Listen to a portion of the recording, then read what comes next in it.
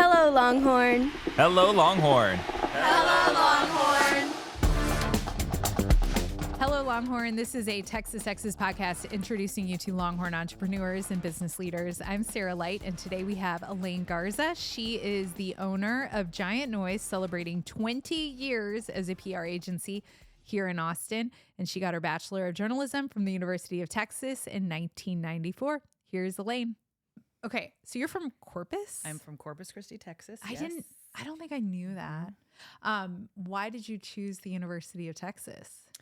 So it's really interesting. My parents worked for the UT Health Science Center. They moved to, I guess it was a little bit before, but they had worked with UT. To be perfectly honest, my brother, I'm one of four, and my older brother went to Princeton. And I don't know that my parents had really thought about the economics of college. Sure. And so they were just like, if you will go to UT, which I was psyched about. I was excited. You know, like you can bring your car, you can do, whatever. And I was like, sounds good to me. Yeah. And so it was kind of, and again, it was a long time ago. I'm, 54. So it was just like, it was. You had to be a good student, but you didn't have to be the number one student. Right. I would never get in now. And where'd you live? I lived at Castilian my first year. Okay. And I loved it. I thought it was so fun. Yeah. And did you know immediately that you wanted to go into journalism? No. Well, I did know yes and no, but it was that first year was real rough for me because I took an 8 a.m. Spanish class every day. I did too. Is that just what, and I've heard that a lot. Is that just when Spanish is? I don't know. And my parents never, they weren't as involved as parents are now, I think.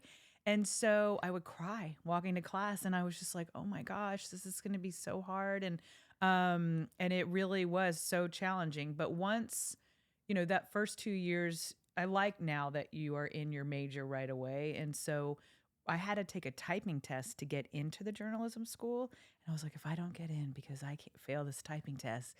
But I got in and it changed my life. Like the minute I got into the school, it felt right. It was much smaller and it felt like, it was really where I needed to be. Was a typing test just how many words a minute you could type? Yes. Okay. And it was like you had to get a certain score, but I didn't have typing in high school. So I had to practice at home typing all the time for this test. Were you in any student orgs? No, No. not really. Okay. And I regret that. I wish I would have been more involved. I did work for Study Breaks magazine. Okay, so would you write articles? I did everything. So my best friend and we sold all the ads, which I was terrible at, and he was so good. And he is obviously a VP in sales at SAP now. And we would just make phone calls and call people. We wrote articles. And then I think we decided, because obviously we were on college budgets, that we would start doing restaurant reviews. So we would call restaurants and ask if we could review them. And a lot would say yes. So it's like Austin Land and Cattle or different places. And we would go and we'd get meals and we'd do reviews. Oh my God. What a way to get free dinner. It was awesome. We'd be like, ooh, end of the month. Who can we do a restaurant review with? It was awesome. It was so cool. That is cool. And did you think you were just going to go into journalism? So I was a journalism major, PR minor. Okay. Because you could do that. I think you can do it again now. And so, but I really didn't know. And I was very intimidated by journalism. And so, I didn't write for the Daily Texan. I wrote for Study Breaks, so it was just I wasn't confident in who I was as a journalist. I mean, I could write stories and do all that. And I did fine, but it was interesting. So when I graduated, I really didn't know what I wanted to do. I wasn't on the track where I was just like, I need to go work for the New York Times. And another UT student had gotten a job at HarperCollins Publishers. And I was, kind of figuring out went to go visit her. My grandmother lived in New York. And so I went to visit her and I got an interview and I got a job. And so that was in the PR department. So I kind of was just like, okay. I mean, but it was hilarious. I went with my little briefcase that had my fake press releases and my Study Breaks articles. And the woman interviewing me was from Texas, didn't go to UT, I don't think. And she just liked that I was from Texas. So I got the job and that kind of started my career. And I did call the owner of Study Breaks and I was like, I just did this interview. Will you call and say nice things about me? And he was like, sure. And I think that was maybe weird, but I was just like, oh, I'm going to do whatever I can to get this job. So I called my mom and I was just like, ship everything. I'm going to stay. Where did you live? So I lived with a friend at the beginning, and we lived on 103rd. And then we moved to 82nd, Upper East Side. And then I ended up, my longest place I lived on in the West Village for 8 years, and which your I loved. grandmother lives up there? She lived in up there? Brooklyn. Cool. And so the best thing is, I mean, we made no money. And so I would go to her house on the weekends and she would send me home with all my groceries so that I could, live. And then we did have like fun corporate cards and took HarperCollins, we could take our authors out. But yeah, she was a saving grace for me because she was there. So HarperCollins, you're there and you've just graduated college. Yes. And it's the best time to be in New York when you're young and broke and you don't have an important job, but you get to be like around all of it. But the weight of everything is not on you. And you get to like be around so many cool people when you're in those big offices. It's amazing. So when you were first there, like what was the first moment where you were like, oh my gosh, I'm in New York City working at this major publishing house? Yes. Was there like a celebrity or an author? So no, and I'm going to sound like I'm 100 because only people that are 50 plus will know who I'm talking about. It was the first day at the job, and Lonnie Anderson was there from she was married to Burt Reynolds, remember? Okay. Mm-hmm. So she was there, and she had been on WKRP in Cincinnati, which was one of my favorite shows growing up. And I was like, oh my gosh, Lonnie Anderson is sitting. Because I wasn't around celebrities ever in my life. But that was just a run of like that. Dolly Parton was like, so many people were in and out of that office. I think I read like Howard Stern. Howard Stern. I was the assistant to the person that did the PR for Howard Stern. And it was awesome. Like it was so fun. For a first job, it could not have been more fun. And to your point, you're the assistant. So you're not so stressed, although it was stressful. I mean, there were definitely parts of it that I was just like having to learn how to do so many different things. But, and then you would move up and get your own books. And so again, I learned trial by fire, and it was just, I made lots of mistakes. I did many embarrassing things, I'm sure, but it was great because it was just like high pressure, and you had to get, like if someone's on a tour, like all their travel, all their accommodations, all of that had to be handled. And it's a wild time when you look back at, where we are now in life, and you look back to how exciting that time was in our life when we weren't making money. Like I personally would do it again in a heartbeat. Because you don't know any better, and you just find your friends, and you find all the happy hours, and it was the best. It was the best. Totally fun. And so you worked there, and then you worked for a bunch of different magazines. So Outside Magazine, Vibe, Spin. Yes. Like you were very involved in the music. A lot of music. So I went from publishing to a .com, which was, and now it's a tech company. And I was the only publicist. So that was kind of lonely. And it was one of those where people work till 8 at night. And I was just like, I'm done. Do I have to sit here? And so but I always say to the kids that are interning at Giant Noise, I was like, it's just as important to know where you don't fit as where you fit. Mm-hmm. And it was a great job, but I just wasn't excited about it. So I realized I really did love music, still loved publishing. So I worked for an agency that worked with a lot of music magazines, and that was my one and only agency experience. And then I got a job in-house at Outside Magazine, which was awesome, and I loved working for them. Mm. And then from there, I got a job being head of comms for Vibe and Spin, kind of in the heyday of those magazines, in my opinion. Oh, sure. Yeah. Again, probably you got to do some really wild, really crazy cool fun thing. Vibe Awards was so fun. All the cover shoots. I mean, and with Spin, it was Strokes, Vampire Weekend, Killers, like, the South by party every year. ACL, we would come for Spin, Coachella. It was so fun. And Vibe, same thing. It was just like and again, it was having Access Hollywood do the cover shoots, and just everyone still is like keeps up with each other. They're friends that I've made for my life because it was just such a wonderful time in music, in publishing, in New York. It was just incredible. So what's the biggest thing you learned? Big question, but like all that time you were in New York before you came back to Austin and started your own agency. What was like the biggest thing that you take away from that time? I mean, I think for me, I was given a lot of responsibility at a very young age. Mm-hmm. And I think I had, even running my agency, I have this I don't know the answer all the time, but I have confidence that I will figure out and find the answer because I was given at 35 years old, head of PR at 2 magazines. I'm like, why did they give me that job? And it's just like, but I think I was given a lot of responsibility and I was exposed to a lot at a very young age. And you either rise to the occasion or you don't. And so to be in those kind of pressure filled, I think it helped create the confidence in some ways. And I'm not always confident, but confidence in what the decision making I'm making now. So almost 20 years ago, you moved back to Austin with your husband and a baby. 20 years ago now. And like you're in October. In like October. right now. Okay. Yeah. And started Giant Noise. Yes, I did. From your garage. From my garage. You did have a couple of the people that you had worked with come with you right away, or nobody came with you right away? So no one came to Austin. My team that was with me in New York were able to stay on. I mean, this is like crazy. I can't imagine this would happen now. So the publisher of Vibe, I went in and I said, I'm going to start my own agency, not knowing what that meant. And would you be my first client? And he said, yes. And so I was able to have an office there for probably like 5 or 6 years. And my team just became my employee, which was one person, an employee. And I was in my garage. And then the oldest employee at Giant Noise is Will Mills. And he was my intern at Spin. And he moved here like maybe a year later and was like, hey, I'm moving to Austin. Do you have any work for me? And I was like, maybe, And so it was the story of my life at the beginning. I was like, we'll figure it out, And so he was employee, number one in Was Austin. that scary to go to your Vibe person and be like, a little bit? Hi, please. You look back now and it all worked out. But do you remember that moment where you like, oh, I was definitely stressed. I mean, Rich had a job, my husband. Okay. And I don't know why, like, I think once you've had a kid, you kind of are just like, they put certain things in perspective. I was just like, hopefully he says yes. I mean, for sure.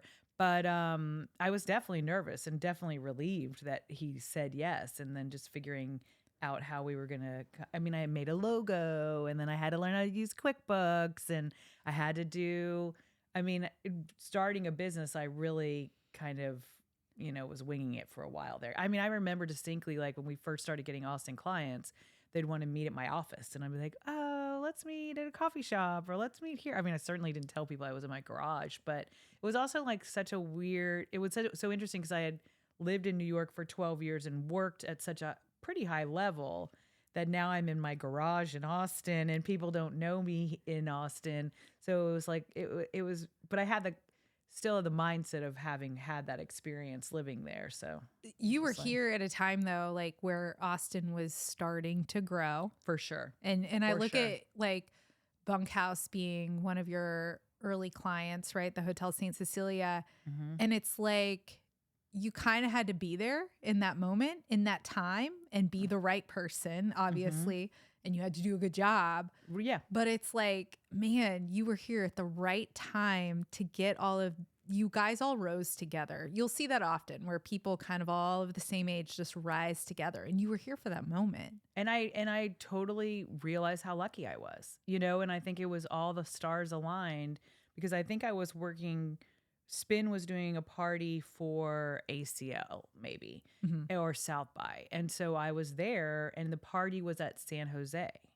And so I think that's how I met people. I can't even, like it all kind of blends together. And just one thing led to another. And even on the magazine side, I was getting, my hair cut or something and I saw Austin Monthly and I was like, should I reach out to them and say do magazine PR? Because there were a lot of people. And so I did, and they hired me, and then I was working on an art project.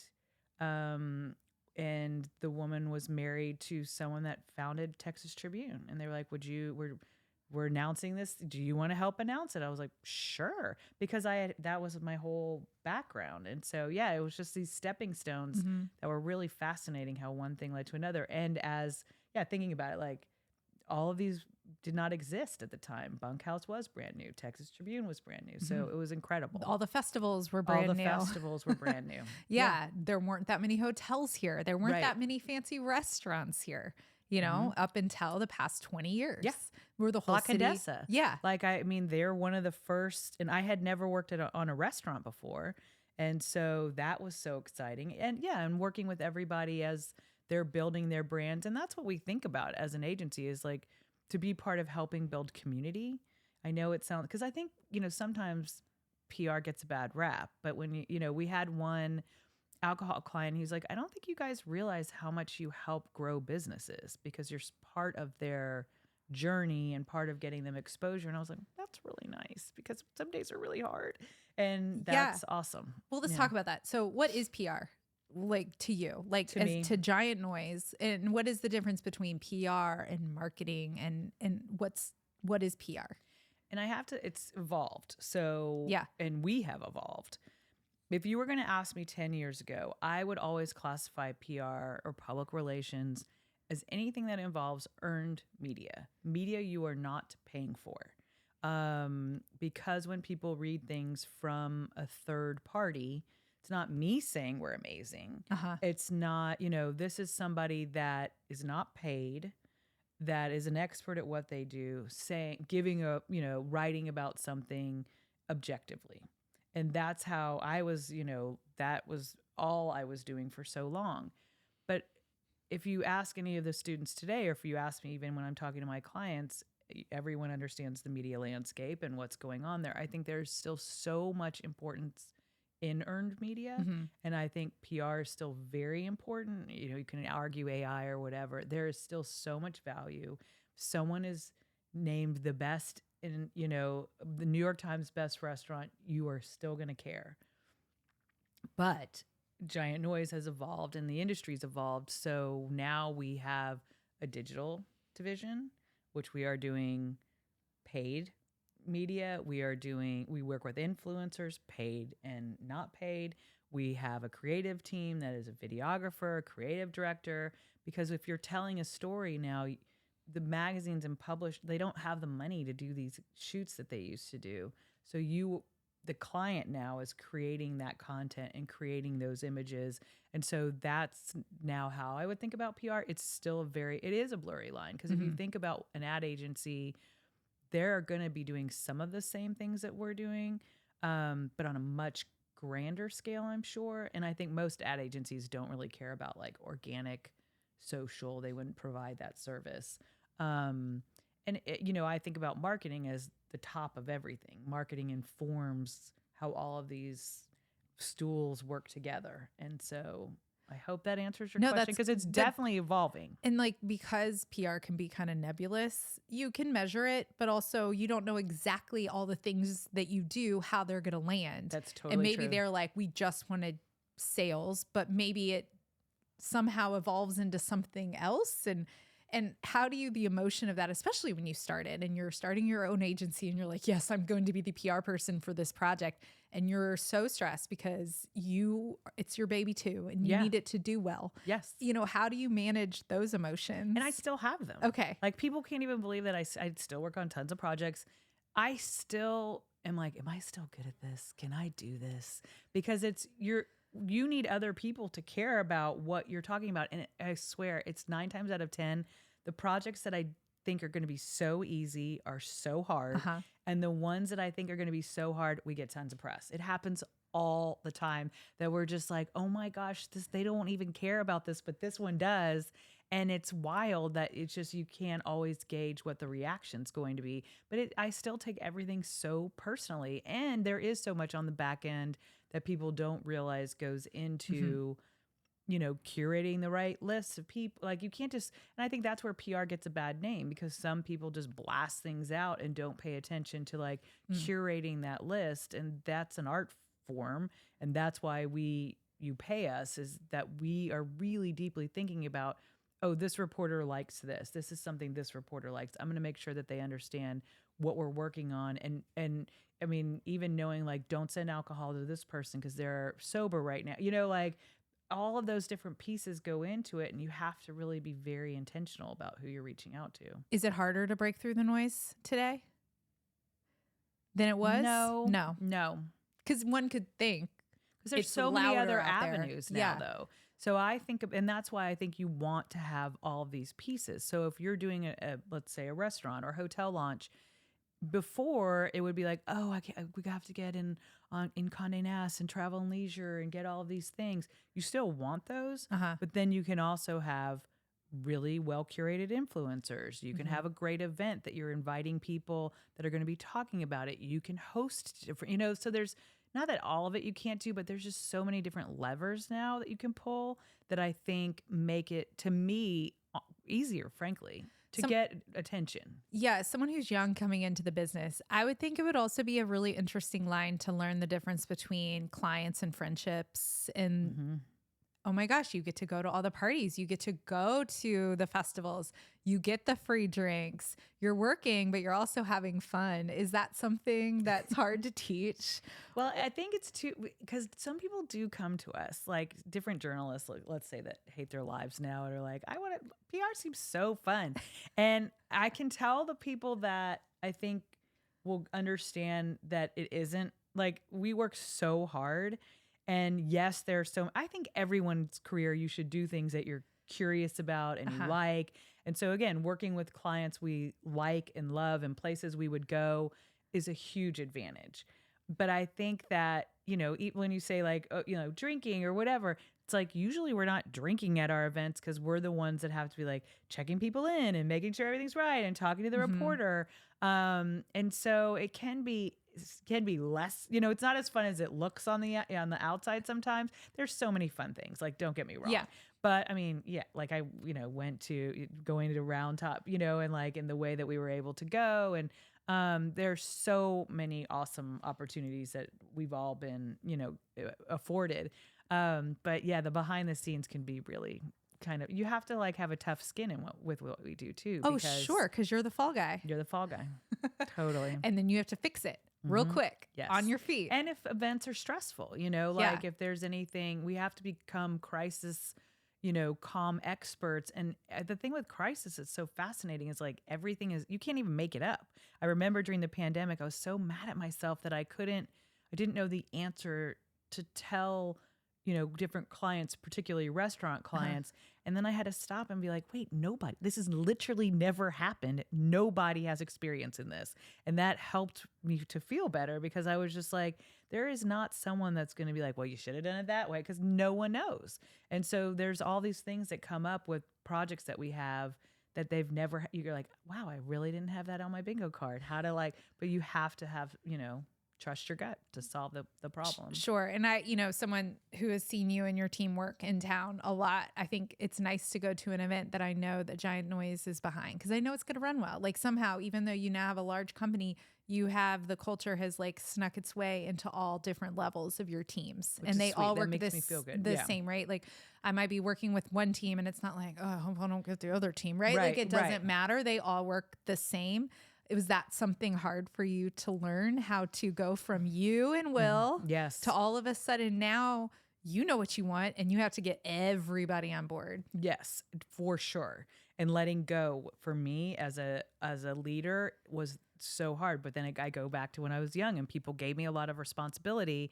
And I remember I traveled, my brother's in the Foreign Service, and so he lives in crazy places. And so we went to visit him in China when Jennifer Sinsky who works with me, had maybe worked with me for 2 years or something. She was like, you being gone for 3 weeks was the best thing that ever happened to me, because I knew I had to make all the decisions and I had to do everything. And it was really comforting and made me realize it's like, I got to let go. I got to make sure people understand and feel confident in what they're doing. But we do have, it kind of sounds dorky, but we have something called the GN way. And so and it's always being updated, but so that someone can come into Giant Noise and we have an infrastructure of how we do things and how we kind of approach things. And so you don't have to follow it that way. It's not like you better do the GN way, but it's definitely like, I think it helps to have some process across the entire company.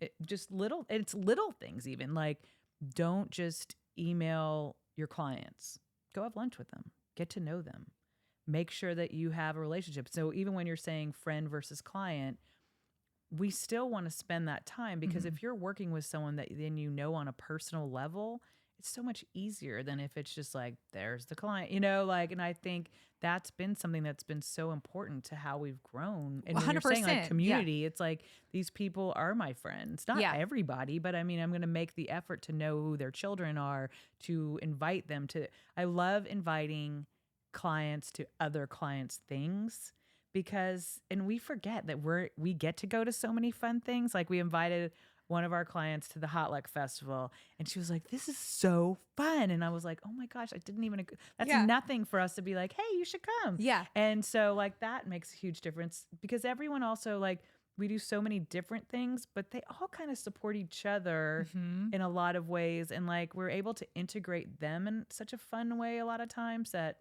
it's been really cool to see them all some work together down the road without us even. I would think that's really where you could do a masterclass in the community part, because like you come across very chill. Somebody could stereotype a publicist in a certain way. For sure. You're very chill. And I think it's like, because you're building relationships, you're just organically creeping into spaces, very unassuming. And then everybody's like, oh, I trust you. Yeah. And it goes back to, you can't just email people. You cannot. A lot of generation now is just, And that's a hard part. I want a job, I'm going to email for it. But there's so much laying the groundwork that you have to do. Well, and I say when I talk to the Moody PR kids, I'm like, approach finding a job exactly how you're going to approach PR. You have to do so much research. You can't just blanket one thing for everybody. And if you spend a couple hours behind the scenes being like, who do I know? Who's on LinkedIn? Who has this? What's going on? It's going to change how that works. I think about even our interns. It was so awesome. One of our interns wanted to move to New York. There was an old Giant Noise intern that was at an agency. He reached out to her. Then, I mean, he was laughing at me. I called the HR person. I was like, this kid's a rock star. You got to hire him. He's like, no one's ever called me for like, but that's what my boss had done for me at HarperCollins. I was like, well, I'm going to start doing it because if they're great, I want them to know. But having just even taken the time to be like, who that worked at Giant Noise is in New York working at an agency that I can talk to.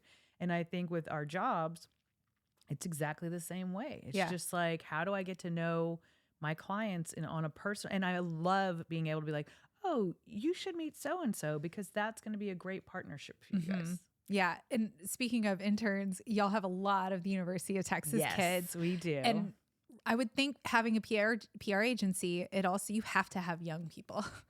You have to. You might know how to execute something, but I would assume so many big ideas are going to come from some of the younger people. Totally. And I have a 18 and 20-year-old. Yeah. And I feel like that has been invaluable. Like just even like what they're looking on TikTok, because I come into the office and I'm like, guys, why are we not doing this? This is happening. This is going on. And that's the same with the interns, like getting them. That is almost the hardest part, like interns and the account coordinators, which is the first right out of college kids. I'm like, you have to start telling us when we are missing something or we don't see something or what's going on. And I want to learn, again, one of our, core mantras is being curious. And so I want the 50-year-olds to be sitting with 22-year-olds to be like, tell me everything. What's going on with this? What's happening? And vice versa. And I've said this before, and it was a real aha moment for me. One of the ACs, posted something on Slack, and I was like, how come you're not posting more on Slack? And she was like, well, people didn't like it. And it doesn't even occur to me when I'm writing on Slack to even think about my likes, but in their world, how they're posting and the likes is a validation of what they did. Yeah. And I was like, oh my gosh. But I'm taking it as I was telling our senior team, like what they say, give them positive feedback because I need more of what they're thinking. And again, like that's the one thing when you ask about PR, is it harder or easier? Now, how you talk to a 20-year-old versus 30, 40, 50, what they're reading, how they're consuming media, it's all different. Based off the decade. Yeah. Yeah. And so, I mean, when I ask kids at Moody, I'm like, probably 5 years ago, this sounds terrible, but I was like, who reads The Statesman? Maybe 5 kids raised their hand, then 4, then 2, 0 the last 2 years. Now, they're not reading it. They're getting it off of their feed, Instagram. They're seeing it on Instagram. Yeah, that's exactly right. And so, but it's so important to understand that information because I was just like, everyone consumes information in a completely different way. And we have to market to each of them in a completely different way. So that's exciting for me, but also scary. Is that like, if you were to go to a dumb question, but if you were to go to a PR conference right now, like what's the hot topic in PR? I'm sure it would be AI like everybody else. AI. But I think it would also be, like, how do you market? How are you marketing? What's working? How are you getting them, like, between influencers, TikTok, where are kids? Where, again, it is kids. Cause I mean, like the 50-year-olds, it's it's a little bit more, people understand it, but like, how are you getting the 18 plus interested in what you're doing and how are you engaging with them? Going back to your time at the University of Texas, where did you have a favorite place to eat or grab food? Okay. RIP. We ate at Trudy's all the time. Okay. RIP. Yeah. Did you get like the Mexican martini? Was that your thing? Definitely got Mexican martini. I'm a big egg person, so I loved their eggs. But I mean, we really went to Double Dave's, remember, was in Castilian, and we went so much they would sometimes let us make our own pizza rolls, which was really fun. I know. Where else Trudy's was really a big go-to for us. It's wild to me that it's there still. Nothing's there in that one location. It's still close to campus, and it's just gates and graffiti. And I'm so like, somebody do something with this there location. Has to be a plan that I don't know about. But there has to be. There has to be. But yeah, we went. That was a big one. I mean, I'm not gonna lie, Taco Cabana was a hot spot back in the day. That's okay. It's really good tortillas, and they were open 24 hours. And that was like their beginning. Like I felt like they had some good times. What I feel like you probably lived it up. I do know the story of the Longhorn tattoo. Yep. And that was in college. That was in college. Because why? Like one night you and your friend were like, let's do it. You went to 6th Street, I assume? We went to 6th Street. We were at back 40. Okay. And someone came in who I now know this. It's a friend and another woman who I've actually was in a business meeting. It was hilarious. They came in and they had gotten tattoos. And it was God knows what time at night. And so I was like, let's go do it. I never had thought about getting a tattoo, never crossed my mind. And we went and the place took checks because that's all I had. And we sat there and I was like, I'll get whatever you get. And I woke up the next morning and I was like, and it's a terrible Longhorn. It's on your ankle? I have gone 19 times to get it removed and it won't come off. Yeah. But one horn was longer. I'm sure the guy was like, she's wasted. So at least it wasn't burnt orange and black are really hard to come off. Wow. Yeah. My friend loves his still to this day, but mine literally had one longer horn. It was not my best. At least it wasn't on your lower back. That's true. That's totally true. Even though I've known people that have gotten, there was randomly someone that got a Longhorn and did not go to UT. And I was like, well, that's worse. That is worse. If you look back to your time at UT, is there something, you kind of already said it, but is there something that still sticks with you? You kind of said the whole thing, like, why does it matter? Why does it matter? Yeah. But is there a memory? I mean, I think I had too much fun. But I'm still friends with, best friends with people that I went to school with. I think at the time, because it's still so big, but I think then it was like when there was like a weeding out process, I got a lot of grit going to UT. You had to kind of work. I mean, I don't know if you felt the same way. You had to work hard when it wasn't, no one babied us at UT, and so you really had to work hard to be successful. But I also think too, like when we were talking about, you go to school with different people that are like, I'm type A, but that are like super type A. And, and I would always be like, well, maybe am I not doing it right? Because this is the way they're saying I do it. But I started to realize, I was like, there's a million ways to get to where you need to go and how you need to do it. And I feel like I really learned that there. And it was overwhelming for sure. And that's where I think I was also intimidated, when I think about like, I didn't, go to the Daily Texan or, that's my only thing. I wish I would have been more involved in like what was happening on campus a little bit. But I think I was just like, I'm just surviving. Hey, I think you figured it out pretty good, though. I think your life is okay. Well, congrats on 20 years of Giant Noise. Thank you. And being such really exciting. I mean, literally going back to you were here at the right place, right time, but you also did it the right way.